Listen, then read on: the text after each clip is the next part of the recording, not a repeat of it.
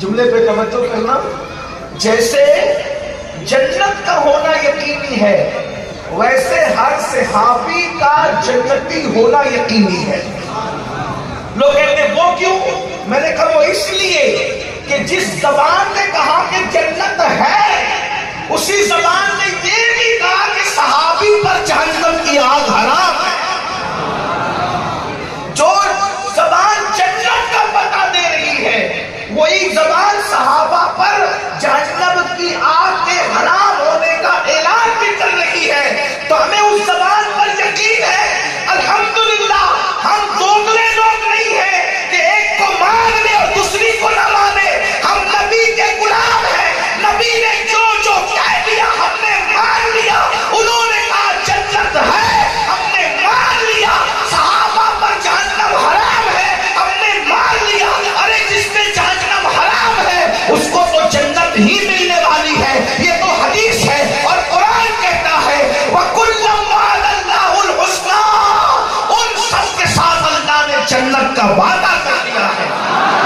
حسنہ سے ساتھ یہاں جنت ہے. اسی لیے ہم صحابہ کے بارے میں کوئی ڈاماڈول عقیدہ نہیں رکھتے. ہمارا عقیدہ واضح ہے کیونکہ ہم غوث پاک کے غلام ہیں, ہم غریب نواز کے غلام ہیں, ہم اولیاء اللہ کے غلام ہیں. تو یاد رکھنا. لیکن اب ان مریدوں کا حال سنو. سب کا ذکر تو نہیں کرتا, ایک ہی کا ذکر کرتا ہوں.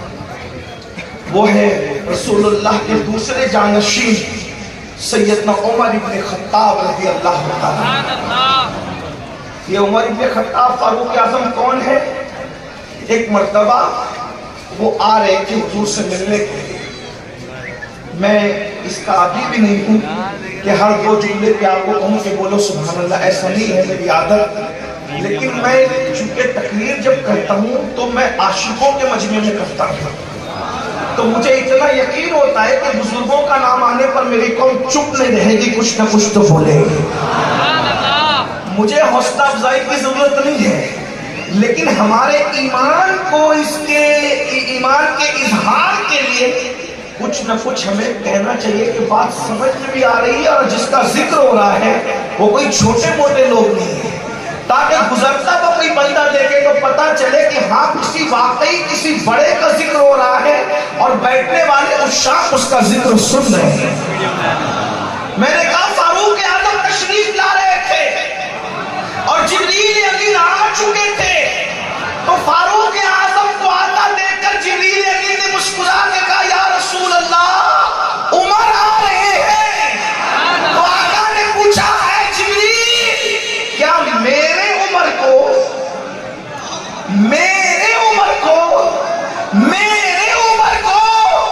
کیا آسمان والے بھی جانتے ہیں؟ میں کہتا ہوں ہزاروں جنتیں قربان ہو جائیں, نبی جس کو میرا کہتا ہے.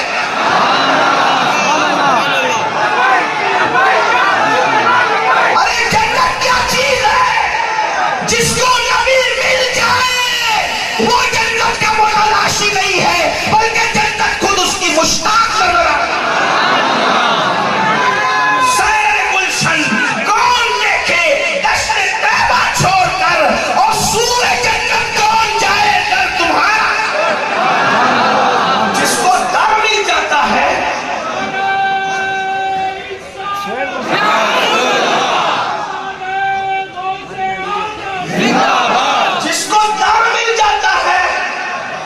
وہ جنت جانے کے لیے تیار نہیں جس کو در جس کے صدقے میں در بنا ہو وہ مل جائے. حضور خود فرمائے. اچھا اگر حضرت عمر کہتے کہ حضور میرے ہیں تو لوگ اس میں کیلو قال ضرور کرتے, لیکن یہاں حضور کہہ رہے ہیں میرے عمر کو. ایک بات آپ کو یہ بھی عرض کر دوں, جس کو نبی میرا کہتے پھر آپ تیرا کہنے لگے تو عمر کا کچھ نہیں بگڑتا, بگڑتا آپ کا. بات سمجھ میں آتی ہے؟ اس لیے ان سے جنگ نہیں کرنا جن کو نبی نے میرا کہہ دیا. یہ تو سنیوں کی شان ہے. اہل بیت کو میرا کہا تو ہم ان کے غلام ہو گئے, اور صحابہ کو میرا کہا ہم ان کے غلام ہو گئے. اب ہم چہرے نہیں دیکھتے, ہم تو یہ دیکھتے ہیں نبی نے کس کس کو میرا کہہ دیا. یا رسول اللہ جو تمہارا ہو گیا ہے ہم اس کے ہو گئے ہیں, اس لیے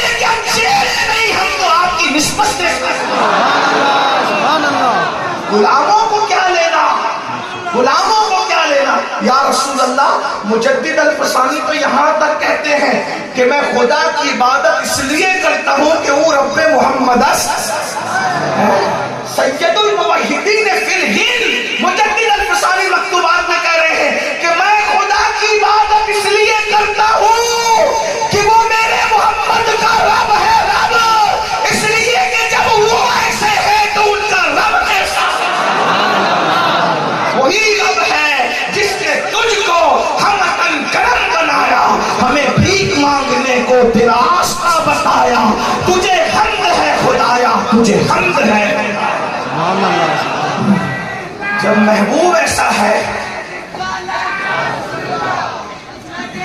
ایسے ایسے بچوں کی طرح نعرہ بالکل نہیں لگے گا، اور لگے گا تو غیرت مند سنیوں کی طرح لگے گا، ایک بولے گا اور آخری تک پورا مجمع جمع کرے گا۔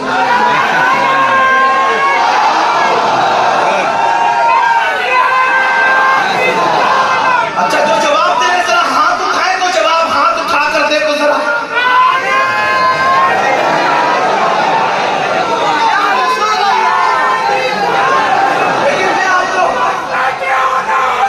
لیکن میں آپ کو میں سکھاتا ہوں ایسے چیزا نہیں لگے، ایسے نہیں نعرے لگائیں، نعرہ ایسے لگائیں۔ میں آپ کو بتاتا ہوں بھائیو، نعرہ حضور کے غلاموں کی طرح لگنا چاہیے، کبھی دیوار ہلتی ہے، کبھی در کانپ جاتا ہے، علی کا نام سن کر اب بکھرے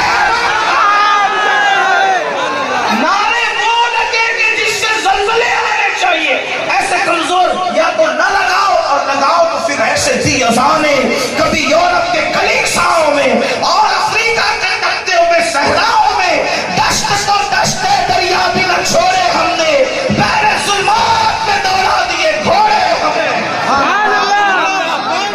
توجہ کے ساتھ غور فرمائیں، غور سے اللہ اکبر، یا رسول اللہ، یا رسول اللہ، سلام۔ میرے نام کا نعرہ نہیں، بس آقاؤں کا نام ہے، ہمارا نام اس پہ آ گیا، اپنا نام کا نعرہ نہیں۔ انشاءاللہ جس دن ایمان پر خاتمہ ہوگا اس دن سب اپنا ہوگا۔ ابھی اپنے نام کا کوئی نعرہ نہ لگے، اس کی میں بار بار جلسوں میں نصیحت کر چکا ہوں۔ توجہ فرمائیں، میں عرض کیا کرا، جبریل امین موجود ہے، فاروق اعظم آ رہے ہیں، تصور میں لائے وہ منظر کیا ہوگا، جبریل امین مسکرا کہتے حضور عمر آ رہے ہیں، یا رسول اللہ عمر آ رہے ہیں، تو میرے سرکار نے کیا فرمایا، جبریل کیا میرے عمر کو آسمان والے بھی جانتے ہیں؟ تو جبریل امین نے کیا کہا، یا رسول اللہ زمین والوں سے زیادہ عمر کو آسمان والے جانتے ہیں۔ ایک جملہ کہہ دوں یہاں چھیڑنے کے لیے نہیں، صرف آپ کی معلومات کے لیے۔ جبریل امین کیا کہہ رہے ہیں، یا رسول اللہ زمین والوں سے زیادہ عمر کو آسمان والے جانتے ہیں۔ کیوں؟ زمین پہ کافر بھی ہے، زمین پہ منافق بھی ہے، زمین پہ رافضی بھی ہے، زمین پہ خارجی بھی ہے، لیکن آسمانوں پر صرف ایمان والے ہیں۔ زمین والوں سے زیادہ عمر کو آسمان والے جانتے ہیں۔ تو سرکار نے کہا ارے ذرا میرے عمر کی فضیلت بیان کر دو جبریل۔ سب نبی کی نام چاہتے ہیں، نبی صحابہ کی منقبت چاہتے ہیں۔ آپ کی بھی کچھ ذمہ داری،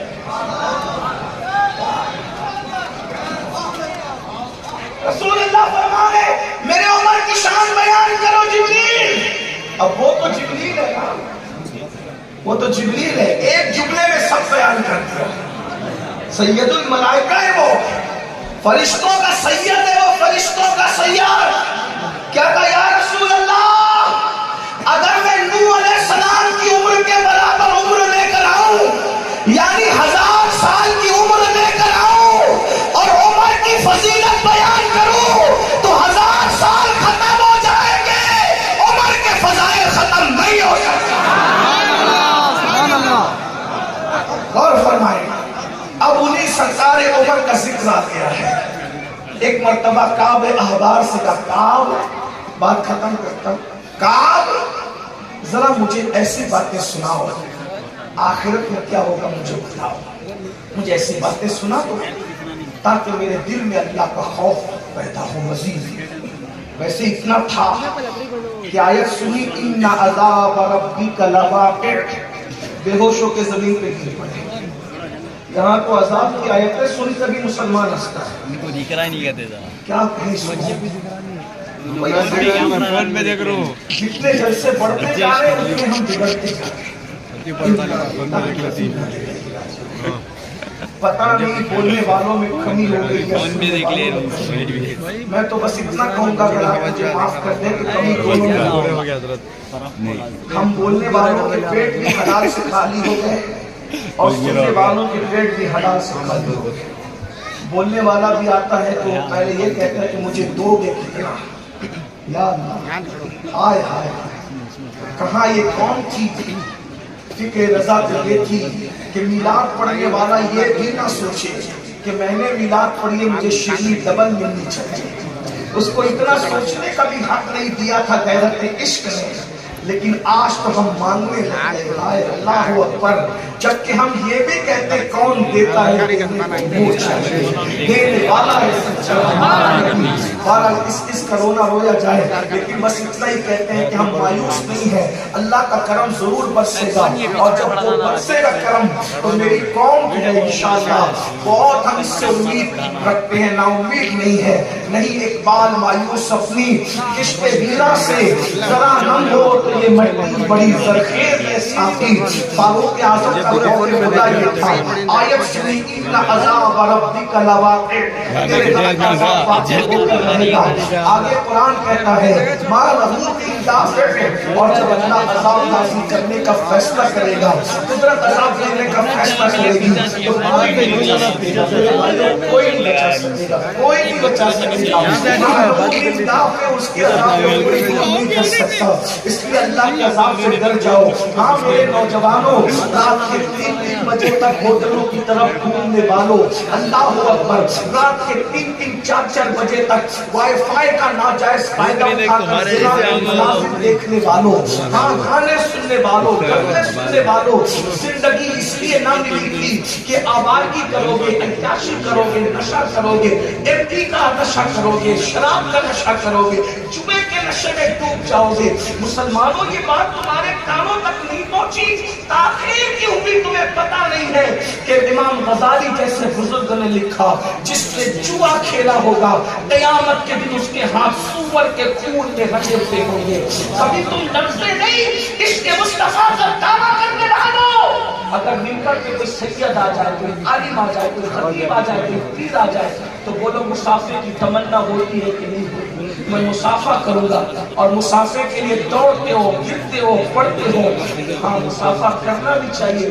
زندگی میں ہو سکے تو کسی کو اللہ والا سمجھ کر ایک بار مسافہ کر لینا، اس کے پیچھے نماز پڑھ لینا، کیونکہ ایک بہت بڑا ظالم بادشاہ مرا تو مرنے کے بعد کسی نے خواب میں دیکھا کہ جنت کے باغوں میں تیر رہا ہے، پوچھا ظالم تو نے تو بہت کچھ کیا تھا، جنت میں آیا کیسے؟ جواب دیا ایک بار امام حسن بصری کے ہاتھ عقیدت سے چوم لیے تھے، ہاتھ چومنے نے مجھے جنت تک پہنچایا ہے۔ لیکن ایک بات کہتا ہوں، سید کا ہاتھ ہو، عالم کا ہاتھ ہو، ولی کا ہاتھ ہو، حسن بصری کا ہاتھ ہو، یہ تو اپنی جگہ ہے، یہ جلسوں میں یہ بزرگ ملتے ہیں، لیکن قیامت وہ دن ہے، قیامت میں بھی قیامت ہے کہ اس دن حضور ہے، اور حضور سے مسافر کی سعادت دیکھنے جرانی نہ رہے اتنا آسان کیا مسافر کا نظرانہ، اتنا آسان فرمایا کہ جو روزانہ دن میں 80 مرتبہ مجھ پہ درود پڑھتے میں اس سے بھی مسافر۔ ایک مقام پر تو کچھ بھی نہیں کہا تھا میں اپنی امت سے مسافر کروں، لیکن جوا کھیلنے والے میرے جوان سیدوں سے، عالموں سے، خطیبوں سے، پیروں سے ملنے کے لیے اتنا گر پڑ کر قیامت کے دن حضور سے مسافر ہوگا، کیا مزہ ہے۔ لیکن ساتھ ہی یہ بھی کہا جس نے جوا کھیلا ہوگا اس کا ہاتھ سور کے خون میں رنگا ہوا۔ بتاؤ کیا تمہارا غیرت عشق مر گیا مسلمان جلا لو؟ اگر تمہارا ہاتھ مٹی سے بھرا ہوا ہے یا تم کام کرتے ہو محنت کا گیرج وغیرہ پر ہاتھ کالے ہیں تو کیا تم عالم سے، سید سے، خطیب سے، پیر سے مسافر کرنے کی ہمت کرتے ہو؟ ارے مجھ جیسا ڈھیلا پڑا جو حضور کی امت میں سب سے گنہگار ہے. میں نے 3 نوجوانوں کو دیکھا کہ انہوں نے آ کر کے کہا سید سر کے ہاتھ رکھ دے. میں نے کہا مصافحہ کر لیں. اور کہا کہ وضو نہیں ہے. مجھے میری آنکھ میں آنسو ڈبڈبانے لگے. جو قوم نبی کی اولادوں کا اتنا احترام کرے وضو نہیں ہے, لیکن وہ قوم یہ کیوں نہیں سوچتی کہ اگر ہم جوا کھیلیں گے تو یہ ہاتھ قیامت کے دن سور کے خون میں رنگے ہوئے ہوں گے. بتاؤ حضور سے مصافحہ کر سکو گے؟ آج جوا کھیل رہے ہو کہ نہیں کھیل رہے ہو؟ آخرت بھول گئے. کوئی 3 پتی گیم کھیل رہا ہے, کوئی لوڈو کھیل رہا ہے, کوئی کیا پتا نہیں, ہمیں تو معلوم بھی نہیں. آپ لوگوں سے کچھ سن کر کچھ 1-2 باتیں یاد ہو گئی. اللہ کی بندو جوئے سے توبہ. قرآن نے اس کو شیطانی کام کہا ہے. قرآن کہتا ہے, اللہ رب العزت کا قرآن میں انما الخمر والمیسر والانصاب والازلام رجس من عمل الشیطان, رجس من عمل الشیطان. یہ شیطانی کام ہے. فاجتنبوا لعلکم تفلحون. اگر اس سے بچ جاؤ گے تو اللہ تمہیں کامیابی عطا فرمائے. سبحان اللہ سبحان اللہ.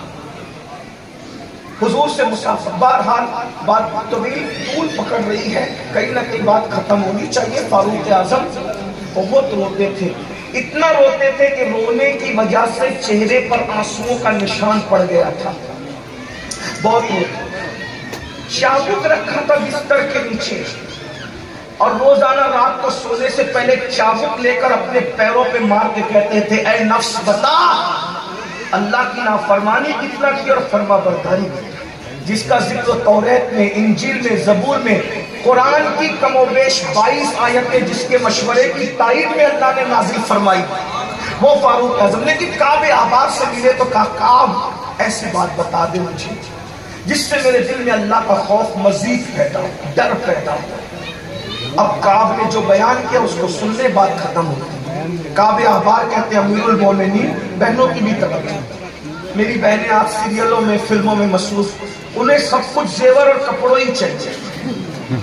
ہنسنے کی بات, مسلمانوں اس دن سے پہلے قیامت کیوں نہیں آتی کہ مسلمانوں کی بیٹیاں بننے سنورنے کے لیے بیوٹی پارلر جا رہی ہیں.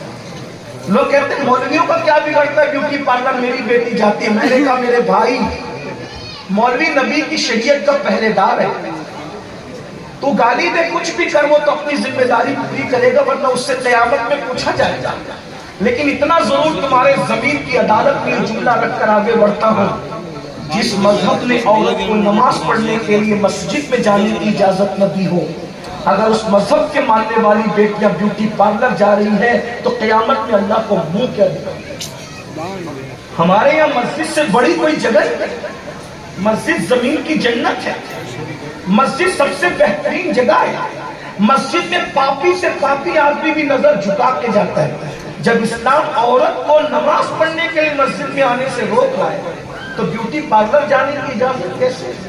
یہ بیوٹی پارلر زنا کے اڈے بن رہے ہیں. وہیں پر دلال عورتیں بیٹھتی ہے اور وہاں خوبصورت لڑکے, سب نہیں لیکن زیادہ تر, میں سب کو نہیں کہہ رہا ہوں, کچھ شریف بھی ہوں گے. ویسے آپ اندازہ کر لینا جو بیوٹی پارلر چلائے تھے وہ کتنے شریف ہیں. عورتوں کا مساج مرد کرے, یہ کون سے شرافت ہے؟ مجھے بتائیں تو. ہمارے یہاں اس کی اجازت نہیں. بھائی جوان بھائی اپنی بہن کے منگٹ کو اگر اس پہ کپڑا حائل نہ ہو تو منگٹ نہیں پکڑ سکتا. ارے بیٹی جوان ہو جائے تو باپ اس کا بغیر کپڑے کا منگٹ نہیں پکڑ. منگٹ اس لیے کہہ رہا ہوں کہ آپ سمجھ جائیں. بازو ہمارے اس کے منگٹ بھی کہتے ہیں. آپ کے یہاں کیا کہتے ہیں مجھے نہیں پتا, لیکن بازو تو کہتے ہیں. آپ غور کریں, ہمارے مذہب کی پوترتا یہ ہے, تقدس یہ ہے. مذہب کا تقدس یہ ہے, تقدس کہ ہمارے یہاں باپ بھی بیٹی کا بازو اگر کپڑا ہائے نہیں پکڑتا. تقدس ہے, شکوک و شبہات یہ تقدس ہے. جوان جب بیٹی ہو جاتی ہے تو باپ کو بھی کہہ دیا گیا الرٹ رہو, محتاط رہو. ارے باپ کی کیا اوقات ہے؟ باپ سے بڑا رشتہ کائنات میں اگر کسی کا ہے تو نبی اور امتی کا ہے. جب عورتیں آئی یا رسول اللہ آپ کا جسم جس کے جسم سے مس ہو جائے وہ جنتی ہو جائے، اس پہ جہنم حرام ہو جائے، مرد تو مسافہ کر لیتے ہم مسافہ نہیں کر پائے۔ حضور سے مسافے کی بھی بڑی بات تھی نا۔ صحابہ جب صبح کو مسافہ کرتے شام تک ان کے ہاتھوں سے مشک کی خوشبو آیا کرتی۔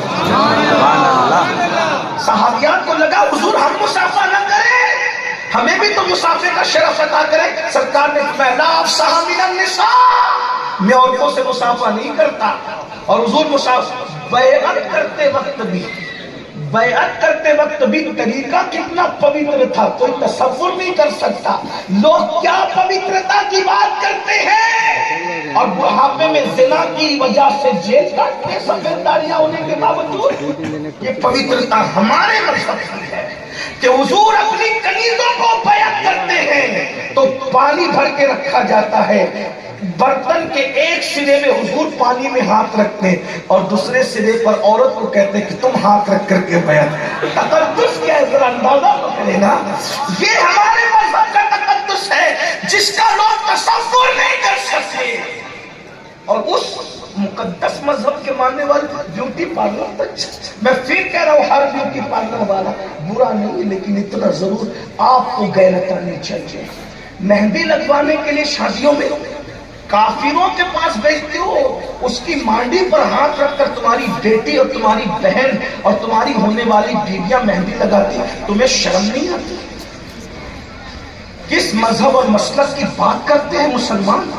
میں کوئی ناراض نہیں ہوں، نشتر جو لگاتا ہے وہ دشمن نہیں ہوتے۔ ارے مسلمان تو اتنا باغیرت ہوتا ہے کہ بیٹی پر کسی کی نظر اڑ جائے تو اس کا کلیجہ کانپ جاتا ہے۔ شادی میں ویڈیو لگواتے ہو اور ویڈیو لگا کر کے دولہا دلہن کو بعد میں ہاتھ لگاتا ہے، پہلے ویڈیو والا کیمرے والا ہاتھ لگاتا ہے، ایسے ہاتھ کر اور ویسے ہاتھ۔ ہنسنے کی بات نہیں، یہ ماتم رونے کی جگہ ہے، یہ کسی کے دل کا درد ہے، کوئی کہانی قصہ نہیں ہے۔ سوچو تو صحیح، تمہارا ایمان اور کلیجہ نہیں تھا، اب تک غیرت کہا جاتی ہے کہ جب شوہر کے ہاتھ لگانے سے پہلے کیمرہ مین ہاتھ لگا رہے تمہاری بیٹی کو۔ حضور نے فرمایا دیوس ہے، دیوس۔ جنت کے دروازوں پہ لکھا ہے دیوس کے لیے جنت حرام ہے۔ صحابہ کرام نے پوچھا دیوس کون ہے؟ فرمایا جس کے گھر کی عورتیں بے پردہ جائیں اور وہ گھر کے شوہر مرد منع نہ کرے، وہ دیوس ہے۔ دیوس اللہ نہ ان کی نمازیں قبول کرتا ہے، نہ دعائیں قبول کرتا ہے، نہ ان کا فرض قبول کرتا ہے، نہ ان کا نفل قبول کرتا ہے۔ بڑی معصومیت سے کہتے ہیں لوگ، سو کال معصوم بن کر کہتے ہیں ہماری تو دعائیں قبول نہیں ہوتی۔ کیا گناہ کیا ہے؟ 1450 سال پہلے بتا دیا، دیوس گیری کرو گے تو کیسے قبول ہوگی؟ کوئی گالی والی نہیں دی جا رہی ہے، یہ حضور کا فرمان ہے۔ بیٹیاں بے پردہ گھومے، بیٹی بے پردہ گھومے، بہن بے پردہ گھومے، ماں بے پردہ گھومے، بیوی بے پردہ، کوئی فرق نہیں۔ اور پھر تان کرتے ہیں مولوی کو، لیکن یہ لوگ تو آج کل ایک پیٹرن ڈالا گیا ہے، یہ 2 کوڑی کا مولوی ہے۔ کیا کہتے ہیں؟ استغفر اللہ۔ غصے میں نہیں کہہ رہا ہوں کوئی بات، یہ تقریر کا انداز ہے میرا، کوئی غصہ نہیں کر رہا۔ 2 کوڑی کا مولوی کہنے والوں برا مت ماننا۔ اگر اس مولوی نے آپ کی امی اور آپ کے ابا کا نکاح نہ پڑھایا ہوتا تو آپ کی امی جان پوری زندگی آپ کے بابا پر حلال نہیں ہوتی۔ جو تمہارے ماں باپ کا نکاح پڑھانے سے لے کے تمہارے کان میں اذان دینے تک، اور اذان دینے سے لے کر کے تمہارے باپ کا جنازہ پڑھانے تک، اور صبح سے لے کر چہلوں کی فاتحہ تک اتنی قربانی دیتا ہے، وہ 2 کوڑی کا ہی رہا۔ احسان کا بھی تو کوئی انداز ہوتا ہے۔ توبہ کرو، معافی طلب کرو، اللہ سے معافی مانگو، علماء کی قدر جانو، اماموں کی قدر جانو۔ جو قوم علماء کی قدر کرنا بھول جائے وہ قوم کبھی قدر نہیں پا سکتی۔ جو قوم علماء کی عزت کرنا بھول جائے، اور یہ بات یہ 2 کوڑی کا مولوی دنیا دار طبقہ تو کہہ رہا ہے، نام نہاد وہ لوگ جنہیں علم سے نفرت ہے، جاہل ہے، پیری مریدی کرتے ہیں جہالت کے ساتھ، تو وہ علماء کی نفرت پیدا کرنے کے لیے 2 کوڑی کا مولوی۔ یاد رکھنا سرکار غوث پاک انہی مدرسوں سے ہمیں ملے ہیں۔ خانقاہ میں بعد میں پہنچے، غوث پاک پہلے مدرسوں پہنچے۔ میں بھی خانقاہی ہوں، خانقاہی لوگوں کا غلام ہوں، لیکن یاد رکھنا پہلے غوث پاک مدرسہ پہنچے پھر خانقاہ میں آئے، پہلے غریب نواز مدرسہ پہنچے پھر خانقاہ میں آئے، پہلے سرکار شاہ برکت اللہ مدرسہ پہنچے پھر خانقاہ، مخدوم اشرف پہلے مدرسہ پہنچے پھر خانقاہ میں آئے۔ مدرسوں نے خانقاہوں کو آباد کیا ہے۔ اگر ہم مدرسوں سے نفرت کریں گے اور مدرسے والوں سے نفرت کریں گے تو یاد رکھنا ہمارے یہاں معیار ختم ہو جائے گا، لیکن مدرسے والے بھی اگر خانقاہوں سے نفرت کریں گے تو پھر ہمارے یہاں سے دلوں کی پارسائی بھی ختم ہو جائے گی۔ الحمدللہ ہم اہل سنت درسگاہ بھی رکھتے اور خانقاہ بھی رکھتے ہیں۔ جو صرف درسگاہ رکھے خانقاہ نہ رکھے ہم اس کے بھی قائل نہیں ہے، اور جو صرف خانقاہ رکھے اور درسگاہ نہ رکھے ہم اس کے بھی قائل نہیں ہے۔ الحمدللہ آپ نے سنا ہوگا پہلے اینٹیں بنتی ہے دریا کے کنارے، پھر لا کر کے بھٹی میں پکائی جاتی ہے۔ جب تک اینٹ کی بھٹی میں اینٹ نہیں آتی تب تک دیوار میں لگانے کے قابل نہیں ہوتی۔ تو مدرسہ اس کو کہتے ہیں جہاں اینٹ بنتی ہے، خانقاہ اس کو کہتے ہیں جہاں اینٹ پکتی ہے۔ دونوں کا تعلق بڑا عظیم ہے، چولی دامن کا ساتھ ہے۔ بہرحال میں نے بات آ گئی تو کہہ دیا۔ تو کعب احبار سے کہا فاروق اعظم نے کہ ذرا کچھ آخرت کی باتیں بتا دو، ذرا کچھ آخرت کی باتیں بتا دو، آخرت کی باتیں۔ کعب احبار کہتے ہیں امیر المومنین قیامت کا دن ہوگا، جس پر بات چلی تھی وہ ریکارڈ ہو رہا ہے، سب لوگ سنو اچھے سے، بہت اچھی بات میرے لیے اور آپ سب سے۔ امیر المومنین آخرت قیامت کا دن ہوگا، اس دن اللہ جہنم کو لانے کا حکم دے گا۔ قیامت جس کے لیے وہ کہا جا رہا ہے کہ آخرت کی تیاری کرو، تیاری کرو، تیاری کرو۔ کعب احبار کہتے ہیں امیر المومنین قیامت کا دن ہوگا، اللہ جہنم کو لانے کا حکم دے گا، تو جہنم کے منہ میں 70,000 لگامیں ڈال کر، جہنم کے منہ میں 70,000 لگامیں ڈال کر اس کو کھینچ کر فرشتے لائے گئے۔ اور جب جہنم میدان محشر میں آئے گا تو سب کی چیخیں نکل جائیں گی، اور جب میدان محشر پہلی سانس لے گا، پہلی سانس، بس گفتگو ان کو پہنچ رہی، اللہ کرے آپ کے دلوں تک پہنچ جائے۔ میں بھی اس گفتگو کا مستحق ہوں، مجھے زیادہ ضرورت ہے، ہم آپ سے زیادہ نیک نہیں ہیں، اللہ آپ کے صدقے ہمیں بخشے۔ لیکن توجہ کر لو اللہ کے بندو، اس کے پہلے کہ موت کا فرشتہ آ کر کے روح لے جائے، اللہ کے بندو توجہ کر لو، اللہ نے موقع دیا، آخرت کی تیاری کر لو، آخرت کی فکر کر لو، کچھ نہیں چلنے والا وہاں، ایمان کے بعد عمل پوچھا جائے۔ کعب احبار کہتے ہیں امیر المومنین جب 70,000 لگامیں ڈال کر کے جہنم کو لایا جائے گا تو محشر چیخ اٹھے گا، اور جب وہ پہلی سانس لے گا تو لوگوں کے سینے سے دل نکل کر لوگوں کے حلق میں اٹک جائے گے۔ یہ پہلی سانس ہوگی جہنم کی، جب وہ سانس لے گا تو وہ شرارے اٹھیں گے، وہ شرارے بھڑکیں گے کہ سینے میں دل نہیں رہ جائے گا۔ ابھی یہاں مومن، کافر، منافق، نمازی، بے نمازی کسی کا ذکر نہیں ہے، ولی غیر ولی صحابی کسی کا ذکر نہیں ہے، پورا محشر بیان ہو رہا ہے۔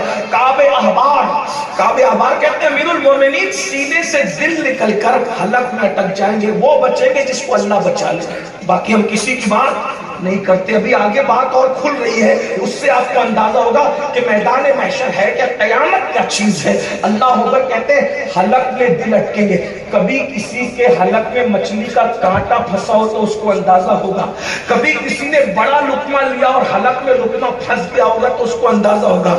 روٹی کا لقمہ اگر حلق میں پھنس جائے تو آنکھیں بن جاتی ہے، سانس رک جاتی ہے تھوڑی دیر کے لیے۔ اس اللہ والے کے عرص میں آنے والوں تصور کر لو، جب میدان محشر میں جہنم کی پہلی سانس پر سینے سے دل نکل کر ہمارے حلقوں میں اٹکیں گے، اس وقت ہماری پوزیشن کیا ہوگی، اس وقت ہماری کیفیت کیا ہوگی۔ اللہ کے بندو ذرا تصور میں تو لاؤ، اتنا بڑا دل اتنے سے چھوٹے سے حلق میں اٹکے گا تو کیا کیفیت ہوگی۔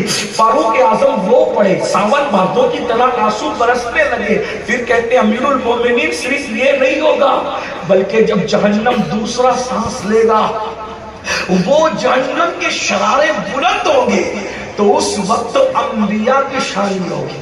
ابھی فکر نمازی بے نمازی نیک بد نہیں. اب کعبے احبار کرے انبیاء کی سانس یہ ہوگی, انبیاء کی شان یہ ہوگی, مجبوری نہیں ہوگی, ان کی شان یہ ہوگی کہ ابراہیم خلیل اللہ اپنے گھٹنے زمین پہ رکھ دیں گے اور زمین پہ رکھ کر کے مفہوم عرض کر رہا ہوں, عرض کر کے مولا تو نے مجھے خلیل بنایا تھا, مقام خلت کا واسطہ آج مجھے امان دے دے. میں کسی کے لیے کچھ نہیں مانگتا مولا, صرف میں اپنے لیے امان چاہتا ہوں. کون خلیل؟ جس نے مسجد نہیں بنائی بلکہ مسجدوں کی سردار مسجد خانہ کعبہ بنایا, جس نے جانور نہیں ذبح کیے, اکلوتے بیٹے کی گردن پر اللہ کی محبت میں چھری رکھ دی, جس کو کہا گیا کہ بیوی بچے کو وادی غیر ذی زرع میں چھوڑ دے تو چھوڑ دیا, آگ میں کود گئے اللہ کی محبت میں. اللہ کا خلیل, اللہ کا خلیل, اللہ کا خلیل, ابو الانبیاء, نبیوں کا باپ. اللہ میں کسی کے لیے کچھ نہیں مانگتا, صرف مجھے امان دے دے, بس مجھے امان دے. جہاں ابراہیم خلیل اللہ یوں عرض کریں گے, جنت کا خواب دیکھنے والوں اور پوری زندگی فجر میں مسجد کا منہ بھی نہیں کرتے, میرا آپ کا کیا بنے گا؟ سود کے دھندے کرتے ہو, میرا آپ کا کیا بنے گا؟ زنا کے اڈوں تک جاتے ہو, گالیاں دیتے ہو, میرا آپ کا کیا بنے گا؟ خلیل اللہ کہنے مولا کسی کے لیے کچھ نہیں مانگتا, اپنے لیے امان مانگتا ہوں. ابھی خلیل اللہ یہ کہہ رہے ہوں گے کہ کلیم اللہ ادھر سجدے میں آئیں گے اور سجدے میں گر کے کہیں گے مولا تو مجھ سے باتیں کرتا تھا, مجھ سے کلام کرتا تھا. من جانب الطور الایمن وقربناہ نجیہ, ارے ذرا طور کے دائیں طرف آ تاکہ مجھ سے پیار کی باتیں کرو. مجھے بلا کر مجھ سے پیار کی باتیں کرتا تھا, سرگوشی کرتا تھا, کلیم بنایا تھا. مولا اس مقام میں کلیمی کا واسطہ, آج میں تجھ سے کسی کے لیے کچھ نہیں مانگتا, صرف اپنے لیے امان مانگ, مجھے امان دے دے بس. کون ہے نمازی بے نمازی کا ذکر میں شریف کو کی, اور میری قوم کہتی جو ہوگا دیکھا جائے گا, جو ہوگا کیا دیکھے وہاں کیا دیکھے. یہ انبیاء کے شانے کا بیان کرنے فاروق اعظم سن کر رو رہے ہیں, ان پہ رقت تاری ہے, صحابہ پہ رقت تاری ہے, رسول اللہ کے مریدوں پہ رقت تاری ہے, آنسو بہ رہے ہیں. کعبے آباد کو دیکھا کہ سب رو رہے ہیں, کہتے ہیں امیر المومنین کسی سے بس نہیں. ابھی خلیل اور کلیم یہ کہیں گے کہ کلمۃ اللہ روح اللہ حضرت عیسیٰ علیہ السلام اپنے گھٹنوں کو زمین پہ رکھ کے کہیں گے مولا آج میں اپنی ماں مریم کے لیے بھی کچھ نہیں مانگتا, صرف مجھے امان دے دے. وہ محشر ہے. اندازہ کریں جب نبیوں کی شان یہ ہوگی, ہمیں تو وضو کرنا بھی نہیں آتا بھائی. ابھی ہم کمپیوٹر سیکھ گئے, موبائل سیکھ گئے, ہم نے تو ابھی تک صحیح وضو بھی نہیں سیکھا بھائی. ہمیں تو 3 بچوں کے باپ ہو گیا, ہمیں تو غسل کرنا بھی نہیں آیا بھائی. بولو ہمارا کیا ہوگا, کیا بنے گا ہمارا؟ ارے نہیں مولانا, اللہ تو سب کو معاف کرے گا. اللہ فرما چکا والعاقبۃ للمتقین, آخرت تو متقین. کیا ہم بات کرتے ہیں؟ شاعری کی دنیا الگ ہے, قرآن کی دنیا الگ ہے, کہانی قصوں کی دنیا الگ ہے, حدیث کی دنیا الگ ہے. قرآن جب کہہ چکا والعاقبۃ للمتقین تو اب بتاؤ کیا گنجائش رہتی ہے؟ کلیم خلیل حبیب یہ کہہ رہے ہوں گے, اور پھر کعبے آباد کہتے ہیں امیر المومنین جب جہنم کو لایا جائے گا نا, اب اس پہ سن لے ذرا, گفتگو کا اینڈ ہے یہ, کعبے آباد کی گفتگو کا بھی اینڈ ہے, غور سے. امیر المومنین جب جہنم کو لایا جائے گا نا تو جہنم کو اتنا ہی کھولا جائے گا, توجہ بہت دھیان سے, جہنم کو کتنا کھولا جائے گا, دروازہ کھڑکی نہیں, بیل کی ناک میں 2 سوراخ ہوتے ہیں. کعب کہتے بیل کی ناک کے صرف 1 سوراخ اتنا جہنم کو کھولا جائے گا, مشرق میں. میری بات سمجھ آ رہی نا میں جو کہہ رہا ہوں؟ حضرت کعبے آباد کہتے ہیں امیر المومنین جب جہنم کو بیل کی ناک کے صرف 1 سوراخ جتنا مشرق میں کھولا جائے گا تو جتنے لوگ مغرب میں کھڑے ہوں گے مخالف اپوزٹ سمت میں, تو ان کے سروں میں بھیجے ایسے کھولنے لگیں گے جیسے چولہے پہ رکھی ہوئی ہانڈی میں پانی کھولتا ہے. یعنی مشرق میں کھلے گی وہ بھی بیل کے ناک کے ایک سوراخ جتنی جہنم، تو مغرب والوں کا یہ حال ہوگا تو مشرق والوں کا کیا حال ہوگا؟ اور پھر جو اس کے اندر جائیں گے ان کا کیا حال ہوگا؟ ڈر نہیں لگتا؟ پھر بھی ہم گانے سن لیں، پھر بھی فلمیں دیکھیں، پھر بھی نشہ کر رہے ہیں۔ اللہ کے رسول علیہ السلام فرماتے ہیں جس نے شراب کا ایک گھونٹ بھی پیا اور توبہ کے بغیر مر گیا، قبر سے اٹھے گا یا تو سور کا منہ لے کے اٹھے گا یا تو بندر کا منہ لے کے اٹھے گا۔ پھر بھی نشہ ہے۔ جتنا نشہ مسلمانوں تمہاری بستی میں ہو رہا ہے کہیں نہیں ہو رہا ہے۔ نشہ پرموٹ ہو رہا ہے، دنیا جانتی ہے تمہارے ٹیلنٹ کو، ختم کرو ان کو نشے سے، ان کو مار کے ختم کر کے بدنام مت ہو۔ نشہ بیچنے والے بھی ان کے ہو، نشہ کرنے والے بھی، ایم ڈی کا ہو، شراب کا ہو، جوے کا ہو، بھنگ کا ہو، اور پتہ نہیں کیا کیا خدا جانتا۔ بلکہ مجھے اس پر بھی صدمہ ہے، اب تو مزارات پر بھی لوگ بیٹھ کر کے بھنگ پی رہے ہیں۔ جن مزارات پر عشق رسول کا جام پلایا جاتا تھا اب وہاں بھی بھنگ پیا جائے۔ مزاروں کو بدنام مت کرو، قبرستانوں میں بیٹھ کے نشہ ہوگا، سوچو تو صحیح، دل کہاں؟ تو کعب آباد کہتے ہیں امیر المومنین، مشرق میں بیل کے ناک کے ایک سوراخ جتنا جہنم کھولا جائے گا تو مغرب والوں کے بھیجے کھولنے لگیں گے۔ فاروق اعظم رو پڑے، رو تو رہی تھے، پھر لگے امیر المومنین بس اتنا عرض کر دوں، اگر بفرض محال 70 انبیاء کے برابر بھی وہاں عمل لے کر انسان جائے گا تو بھی اپنے عمل کو کم سمجھے گا۔ یہ محشر ہے، اس کی تیاری کا حکم ہے، وَلْتَنْظُرْ نَفْسٌ مَا قَدَّمَتْ لِغَدٍ، تیاری کر لو، اللہ کو راضی کر لو۔ بہت آسان بھی نہیں ہے اس کو منانا، لیکن بہت مشکل بھی نہیں ہے۔ نہیں ماننا ہوتا ہے تو ہزاروں سال کے عابد سے بھی نہیں مانتا ہے، اور اگر مان جانا ہوتا ہے تو کتے کو پانی پلانے پر بھی جنت عطا کر دیتا ہے، بس اس کی مرضی ہے۔ اس لیے سنورو، سدھرو، اپنے آپ کے اندر تبدیلی پیدا کرو، آج توبہ کرو۔ اگر عشاء پڑھ کے نہیں آئے تھے، جانے کے بعد پہلا کام عشاء جا کر کے پڑھو، اور آج ہی سے فجر کی نماز شروع کرو، کیونکہ ہمارے آقا نے فرمایا ہے جس نے نماز چھوڑ دیا قیامت کے دن اس کے ساتھ میرا کوئی وعدہ نہیں ہے، وہ اللہ کے چارجر رحمت کے باہر کر دیا جاتا ہے، اللہ کی امان کے باہر کر دیا جاتا ہے۔ اس لیے توبہ کرو بھائیو، سورو، سدھرو۔ ولیوں کے عرس کا مقصد یہ ہے، انہوں نے آخرت کی تیاری کر کے خدا کو راضی کیا، ہم بھی تیاری کریں۔ ہم ان کی طرح عمل نہیں کر سکتے، لیکن جتنا کر سکتے اتنا کریں۔ کتے کو پانی پلا سکتے ہو، چڑیا کو دانہ ڈال سکتے ہو، کسی مسلمان کو دیکھ کر صرف مسکرا سکتے ہو تو مسکرا کر بھی نیکی کما لو۔ کوئی نیکی ہاتھ سے جانے مت دو، پتہ نہیں کس نیکی سے وہ راضی ہو جائے۔ اور چھوٹے سے چھوٹا گناہ بھی مت کرو، کیونکہ ٹھوکر پہاڑوں سے نہیں لگتی، ٹھوکر چھوٹے چھوٹے پتھروں سے لگا کرتی ہے۔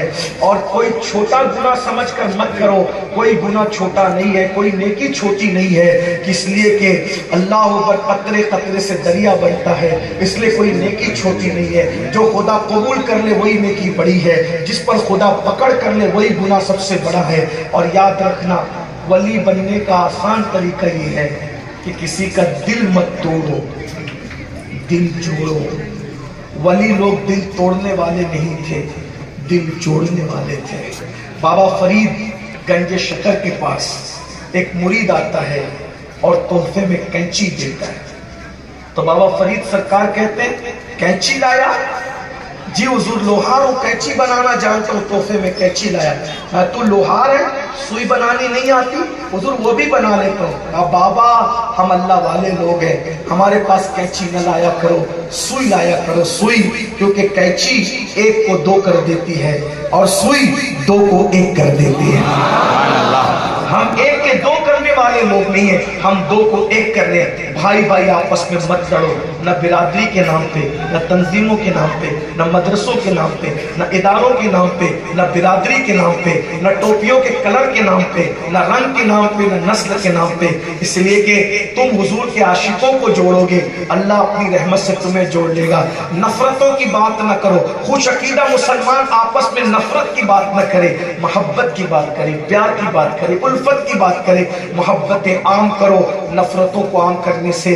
حضرت خواجہ نصیر الدین چراغ دہلوی نے کہا تھا کانٹوں کے مقابلے میں کانٹے بچھاؤ گے تو دنیا کانٹوں سے بھر جائے گی۔ کانٹے بچھا کے سکون نہیں ملتا، کانٹے اٹھا کر سکون ملتا ہے۔ اس لیے خانقاہوں کا پیغام یہی ہے، خوش عقیدہ مسلمان عاشقان رسول مومن ایمان والے آپس میں مل جل کر رہیں، متحد رہیں۔ اور خاص بات آخری یہ کہ نیا عقیدہ مت بناؤ۔ جن عقیدے پر ہمارے بزرگان دین قائم تھے انہی عقیدے پہ قائم رکھو۔ رسول اللہ کے بارے میں، اللہ کے بارے میں، صحابہ کے بارے میں، اہل بیت کے بارے میں، اولیاء اللہ کے بارے میں جو نظریات ہمارے بزرگوں نے صدیوں کے پیش کیے اسی پہ قائم رہو۔ میرے امام کہتے ہیں تیرے غلاموں کا نقش قدم ہے راہ خدا، وہ کیا بہک سکے جو یہ سراغ لے کے چلے، لحد میں عشق رخ شیخ کا داغ لے کے چلے، اندھیری رات سنی تھی چراغ لے کے چلے، اور تیرے غلاموں کا نقش قدم راہ خدا وہ کیا بہک سکے جو یہ سراغ لے کے چلے، اور جنا بنے گی محبان چار یار کی قبر جو اپنے سینوں میں یہ چار باغ لے کے چلے۔ اہل سنت کے سچے مذہب پر قائم رہو، یہی نجات کی راہ ہے۔ بزرگوں کے نقش قدم پہ قائم رہو، یہی نجات کی راہ ہے۔ گفتگو کے درمیان اگر کوئی غلطی ہو گئی ہو تو اللہ پاک کی بارگاہ میں دعا ہے اللہ تعالیٰ مجھے معاف کرے۔ استغفر اللہ ربی من کل ذنب واتوب الیہ۔ آپ نے اتنا پیار دیا، اتنے اچھے سے سنا، دل تو اور سنانے کو چاہتا ہے لیکن ہمارا بھی اگلا سفر ہے۔ ایک اعلان سن لیں کہ انشاءاللہ 12، 14 اور 15 دسمبر کو سنی دعوت اسلامی کا سالانہ سنی اجتماع بنگلور کی سرزمین پر قاضی عبدالقدوس عیدگاہ میدان میں منعقد ہوگا، جس میں 14 کو صرف عورتوں کے لیے اجتماع اور 15 کو مردوں کے لیے۔ آپ حضرات بڑی تعداد میں اس میں شرکت کیجئے، آپ کو شریک ہو کر انشاءاللہ ایمان اور عقیدے میں مضبوطی پیدا ہوگی۔ اللہ تعالیٰ کرم فرمائے۔ السلام علیکم ورحمۃ اللہ وبرکاتہ۔